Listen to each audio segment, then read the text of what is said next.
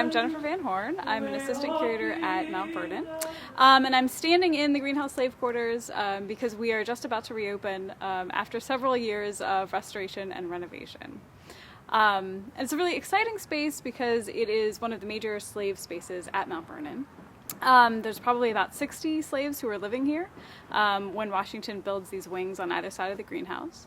And so currently we have 2 bunk rooms, one for men, one for women, and we think perhaps some children, as well as a stove room and a shoemaker's shop.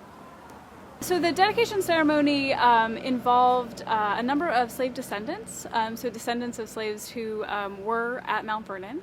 And as a part of the ceremony, 3 of these people placed objects that had a special meaning for slaves at the time.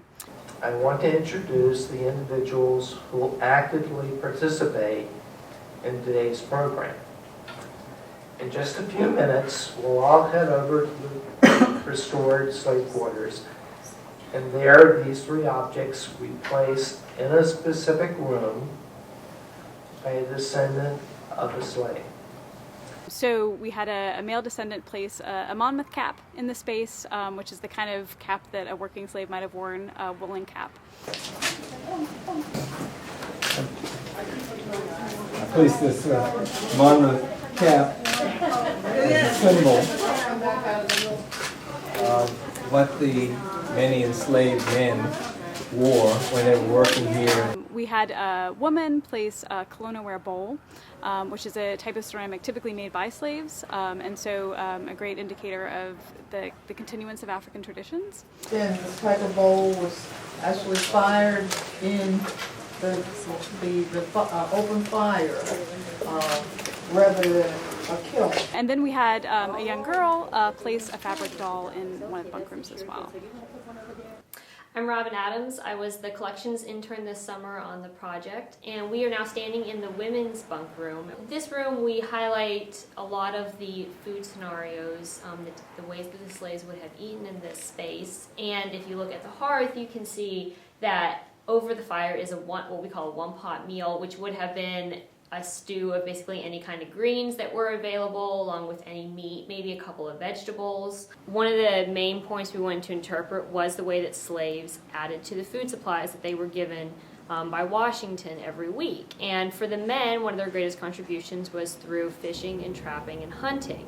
We visited other plantations in the area who've been researching the same ideas, and we recreated a box trap that we believe is very similar to the type that the slaves would have used.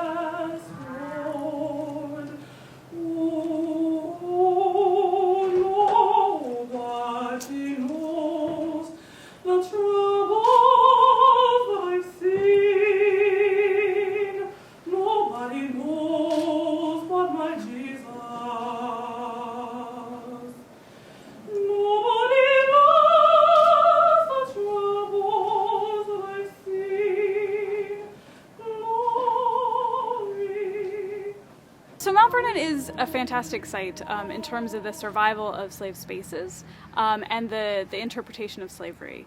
So the greenhouse was rebuilt in the 1950s, and when that happened, they built the wings where the bunk rooms were, where 4 of these bunk rooms were, which effectively makes this the first purpose-built site to interpret slavery in America, which is pretty significant. And so one of the opportunities we have with this site is to talk not just about slave cabins and slaves who are field hands, but also slaves who are more skilled, who are living in pretty unusual circumstances. Like a motherless child, alone.